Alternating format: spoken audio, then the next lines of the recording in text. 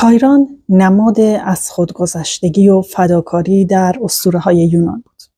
کایران فرزند کرونوس و فیلیرای یک الهه دریایی بود.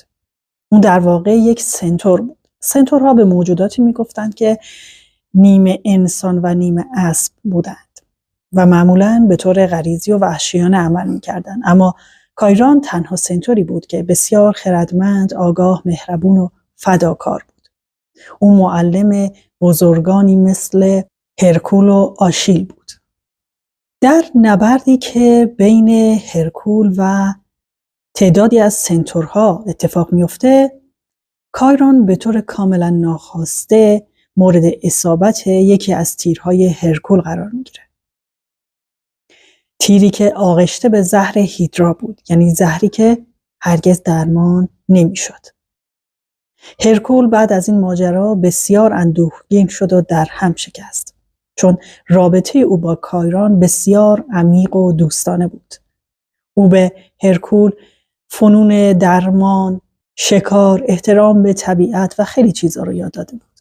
هرکول تمام سعیش رو کرد که این درد رو درمان کنه، اما نتونست، چون هم این زهر درمان ناپذیر بود و هم کایران موجودی فنا ناپذیر بود. پس این درد یک درد جاودانه و عمیق می شد. همزمان با این اتفاق پرومته در صخره‌های قفقاز در زنجیر زئوس گرفتار بود که داستانش رو قبلا براتون گفتم. هر دوی اونها به دردی جاودانه گرفتار شده بودند. پس کایران تصمیم عمیقی میگیره.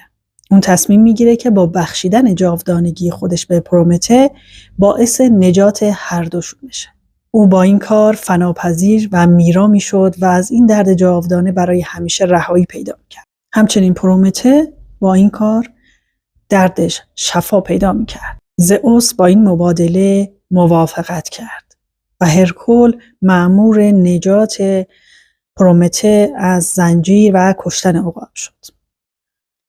برای همین زئوس به افتخار منش کایران اون رو در صورت فلکی قوس یا کماندار در آسمان جاودانه کرد.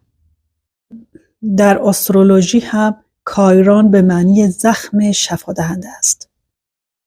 یعنی جایی که زخم‌های ما باعث میشن از عمق و از درونمون شفا پیدا بکنیم و یا حتی درمانگر و شفا دهنده باشیم.